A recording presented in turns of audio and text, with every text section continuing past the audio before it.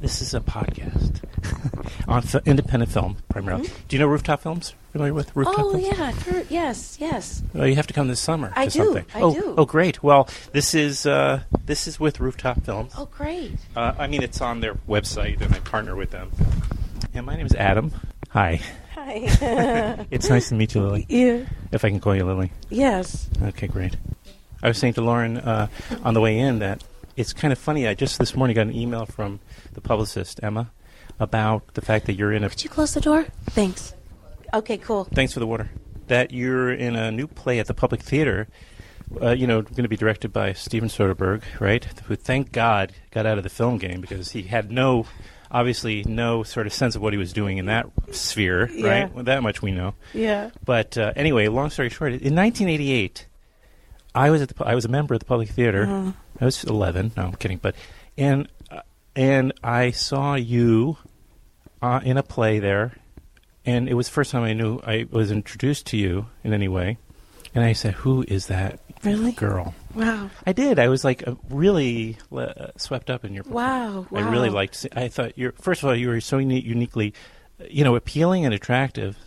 But and then I wasn't surprised that I started seeing you after that, and you were on my radar. But I guess you hadn't done a lot of film up to that point, right?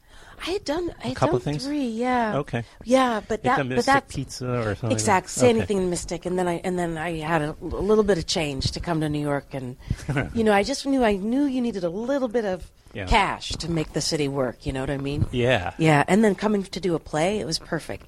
And Richard Foreman, that's so neat. You saw that it was Richard Foreman. That was 88. I went back and I did a little bit of the research. And what's his name? Michael Sisto, or what was the Rocco Sisto and Will Patton. And Will Patton was in that? Oh, yeah. He's so good, too. I know. What a It's cast. such a great... I know, and that's when the Wooster Group was on fire. I mean, they still are, but Ron Vaughter was bad, and they were, took us under their wing. And anyways, that was a great way to come to New York. And now here I am at the Public again. It's great. Yeah. I'm really excited. But have you been there since? I haven't. I've done readings and stuff, but I haven't... No. That's amazing. So it's kind of that much more of an odd kind of just alignment of celestial planets. So I remember going there, and I remember going with the girlfriend and my dad. I took them. I don't know how I had the extra tickets, but we all went, and I really liked it. So anyway, nice to finally meet you. Right, officially. 20 some years later. That's wow. right. Yeah, but you look exactly the same. I'm just going to let people know she looks exactly the same. And of course. So my podcast is about independent films. So when I heard that you were in Cold Lands and I read about it, I definitely thought, this is an opportunity I could maybe meet you and talk to you and bring you on this. And then it turns out, though, the film is also really pretty great, right? Directed by Tom Gilroy. I guess it's not a spoiler to say that your character dies about a third of the way through the film or something like that. When you get a script like that, and your character is in it only for a small portion of the film, I'm just wondering, would that play into your feelings about taking the role, or did you just do it because this is a quality screenplay? Well, I mean, it depends. I mean, it depends. I mean, Tom and I have been friends for over 20 years. So whenever Tom has something, we had a theater company together and stuff. So whenever he does something, I'm just on. I don't even have to read it. It's by default. Exactly. That's exactly. Pretty great. That's pretty great. So wait, you're from Chicago, correct? Mm-hmm. The Chicago area. Mm-hmm. And you lived there before you moved to... I came here in 88. I lived in the city for a bit, but I came here to New York in 88. Okay, yeah. At the being hired by Joe Papp and... Yeah. Yeah.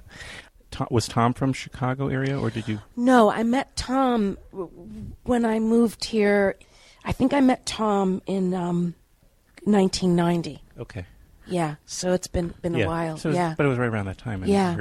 So, and what's interesting to me also about the time when you started, around the time you started to make a career out of film acting, also was right on the cusp of this period of what would become this enormous period of an explosion of independent film.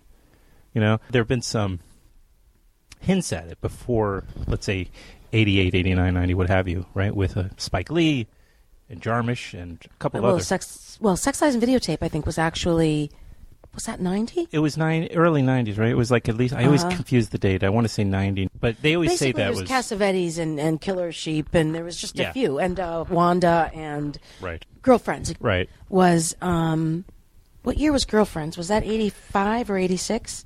The Claudia Wheel? I'm not sure about that one. Yeah, and so, it was not many. No. I didn't think. Yeah. No, it's true. And I guess it was, but I mean, Spike Lee was, let's say, already making some films in the 80s and late 80s, and Jarmusch too, since the mid 80s. Yeah. But they were, they were like wandering around in a desert as far as like there was no explosion yet, and I guess it was Sex, Lies, and Videotape that sort of made the news, and because of it was like bought up, by Miramax or whatever. I can't remember all the details. Anyway, long story short is that you started in getting momentum going shortly after that period, right? Yeah. And so it was really good, just lucky timing in a way that you probably just never hurt for work, I'm going to guess. Yeah, it's funny. It's like I right now just talking about it, it's like I sort of had some gratitude for, being here during that time, because what I feel like I do more is lament the change that started to happen in the late 90s. But, I just realized, wait a minute, I can look at it another way too, that I got to, I mean, the only reason I lament it is because I just loved it. I loved that time. It was a fantastic time for filmmakers, for audience, for actors, because you just had your friends and you could do it. And the directors weren't burdened with a little list of names of who they had to cast, and if you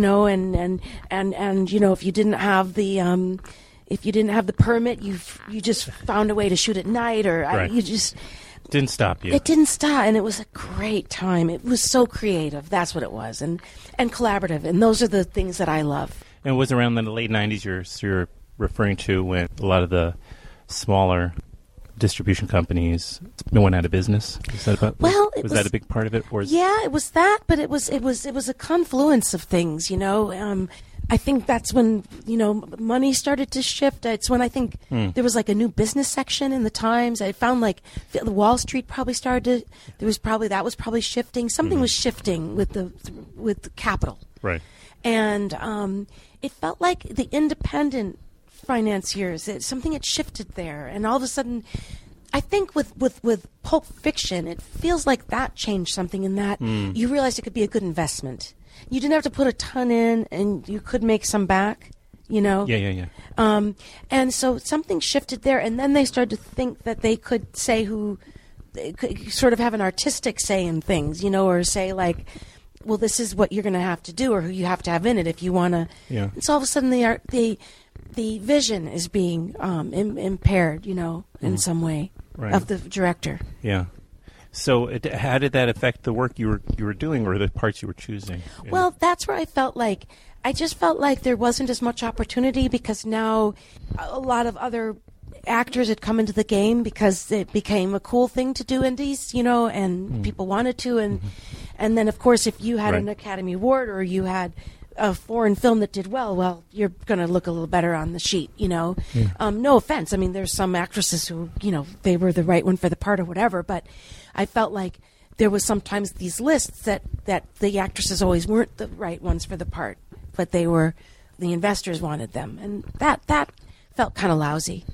What do you think now, though, there in the last, I'd say, 5 years or so, there seems to be, there is, with the more accessibility and inexpensive nature to at least shooting a film, that there's another sort of wave of low-budget, micro-budget cinema. But it also spawned, like, Girls, for instance. A series like Girls kind of comes out of that. And there's, it's now, of course, floods festivals like South by Southwest, a very large festival. And then there's many other festivals now that are kind of thriving. In fact, for a lot of small films, the festivals become an alternate distribution for them. Right. because they're having a problem getting conventional distribution. Right. There's such a glut. But there's a lot of great films. How often are you approached about doing micro-budget films, for instance? Not that much. Really? But yeah, I'd like to be Really? because I find them exciting, and I think with art's going to always go in cycles, and it's always going to go above ground and then underground. Right. And the good news is that the mainstream has gotten more interesting. There's if we look at the films in the Academy Awards now versus. Yeah. I felt like it started to shift with like Fargo or Boys Don't Cry or somewhere around there. When I started to see films getting in that would never, or performances getting in that would never have gotten in before. Right. And that's exciting. That's great. Right. And but then it's for mumblecore or whatever the next little movement is to then start getting underground and pushing up and so on. One of the films that I recall very, very vividly that I saw that you did was the Bob Goss film with Julie Johnson. And because I saw it actually not that long ago. Boy, I love that. I thought that was an amazing film. And I was surprised that it's like that not a lot more people seem to Something happened with the distribution Was there. that what it was? Yeah. Yeah, Shooting Gallery got in legal problems. Oh, right. And, yeah. And something happened, and it didn't really get distributed. Oh, okay. Yeah. Well, everybody should see it, and you can see it now. I mean, at least it's on. I know it's on Netflix, for instance. Oh, really? Oh, yeah, okay. yeah. Oh, I didn't know that. Oh, okay. yeah. No, it's really tremendous. It's a great film and a great performance. Great, thank you. Really moving. Thank you. And I was talking to Hal Hartley recently, who is going to have a new film out this year.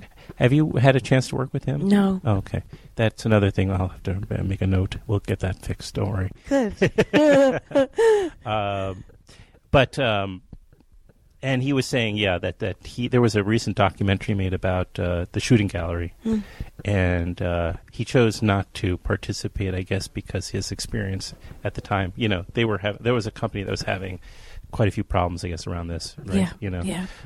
So let's talk a little bit more about Cold Lands, I guess, since this is coming out Friday, right? It's coming out this Friday, isn't it? Right, unless I'm mistaken, the 14th? Okay, very good.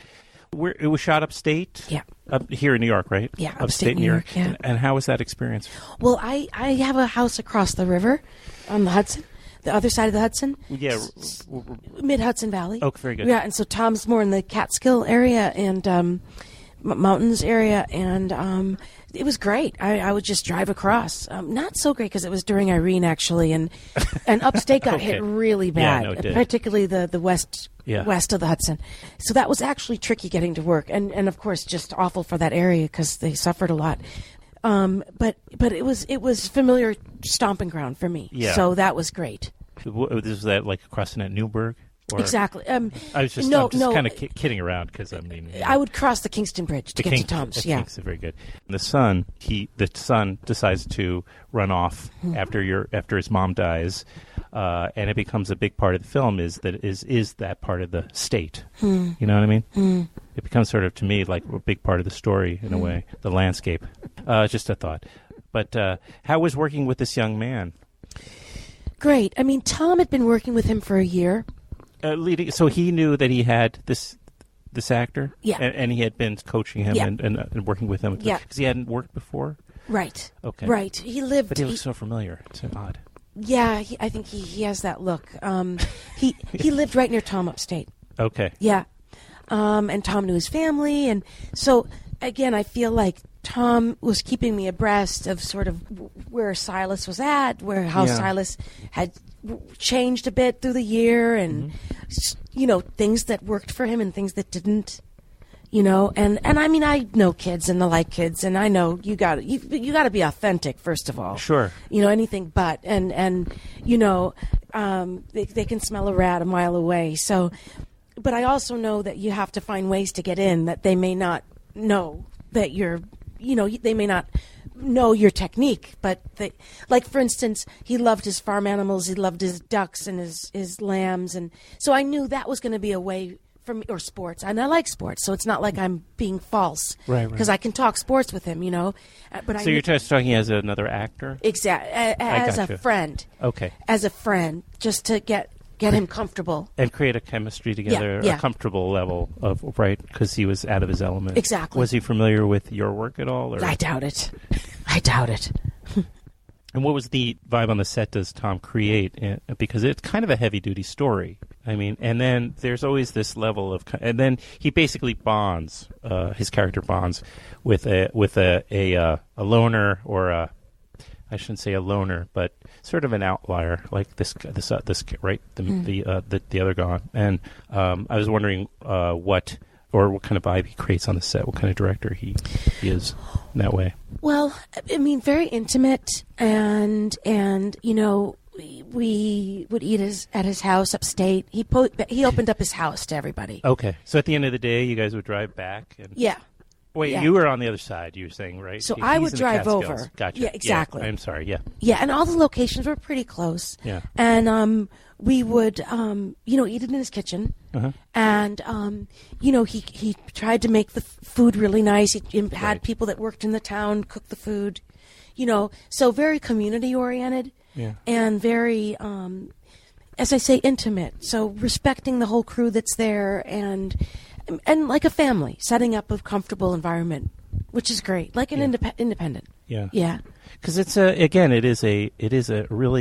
story that could have gotten very melodramatic. It could have gotten very sentimental. Yeah, or or pretentious. Or just, it had that potential. But it really, there's a sentimentality to it in the broader sense, but not in the performances. No. Which I really appreciated, because you're thinking, oh, this poor kid at this point in his life loses his mother, and then there's almost no time to kind of process it for him, and he kind of just runs off into the woods. Well, that was a big thing at Tom's, was that he talking to kids, none of them cry when their parents die, except when they're with adults, because they feel that that's what they should be doing. Really? Yeah.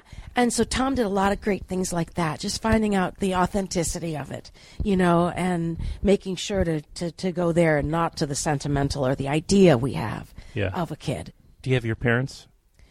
Yeah, I have. My mom's alive. Yeah. Okay. Yeah.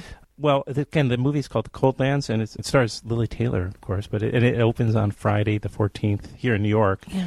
So I do also want to talk a little bit more about the play. Sure. It's at the public. The name again is The Library, and this has just been announced, right? That you're. Yeah, few we're days ago? rehearsing, but we're a couple of weeks into rehearsal. Okay. Yeah. And who else is in it? Chloe Moretz. Oh, very good. Yeah, and some great Jennifer Westfeldt and Michael O'Keefe. Yeah. Yeah. Have you been doing a lot of theater? I know it's your first time back at the public since we met in 1980. I'm just wondering, is it your first time back, or no, have you been doing theater all along in New York anyway? Right, Yeah. like between films. Yeah, definitely. I've done a couple things at Williamstown. That's been a nice place to work too. I've done some summers there, and I try to do a play once a year, once every couple of years. Yeah. For sure. I love theater. Love it. Do you have a preference in terms of the kind of? Do you like doing period pieces at all, or do you like the contemporary story? I think that theater's hard, and it doesn't usually pay. So it's really wanting to do something either that where I'm going to be, where the vision is really interesting, or where I'm, working my chops. Or there's got to be something going on. So a period piece only if the director's got something really interesting, to do with it. Right. But this is certainly a great opportunity to work with Steven Soderbergh. I don't know, has he done much theater? I think He's it's done his a few second things. play. It's his second one? Yeah. Okay. So it's still new for him. Yeah. And to be at the public, it's kind of a big deal. Yeah, yeah. I'm sure for him anyway. Yeah, exactly. Yeah. But he's in his element, I assume. Pardon? He's in his element, I assume. He is and isn't. I mean, Okay. he's very, I think when we get into tech, he's going to be in his element. Right. He's great, but I can just tell, I have a feeling that he needs to see the lights and the sound for his, because that's how he lives in some ways, Sure. Right. Very good point, yeah. What is the play about? Again, it's called The Library. It's kind of loosely based on Columbine. Okay. Yeah, but not on the killers. It's on the the survivors, like particularly focusing on a girl, Chloe Moretz, who survived. I see. And has a very different version of events than the version that the town wants to believe, which is that my daughter who died went out as a martyr. Because I'm religious, my daughter's, part of that youth group, What Would Jesus Do? And that's the story we want to have told. And the girl who survived has a very different story. So it's kind of about truth and different versions of one's truth. Wow. And when is it Couple of scheduled? weeks. Previews the 25th, I think. 25th of March. Of March already? Wow. Yeah. That's rather seems to me rather quick. It is. Like, is that normal? Yeah. Okay. Yeah. But we have a month of previews. And then, of course, you tweak or... We tweak every day because we have rehearsals during previews. So, sure. And you're paying less, so you're going to get some mistakes, Yeah. Well, I guess I'll have to come and see it because it'll be a bit of a reunion for you. Yes. And for me, too. Yes.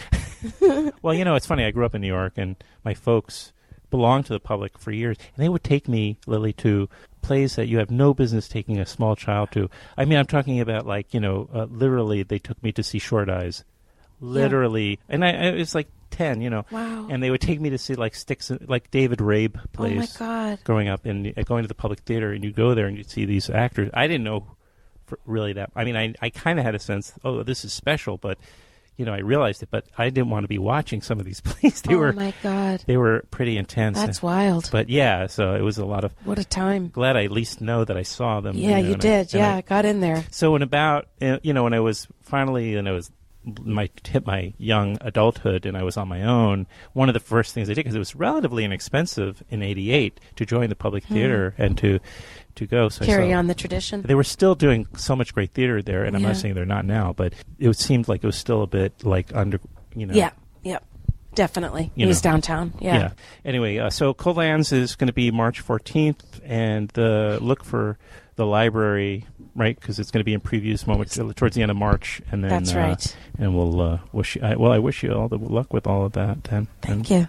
Thank you so much for making time to come on this podcast. Thank you. All right. Thank you.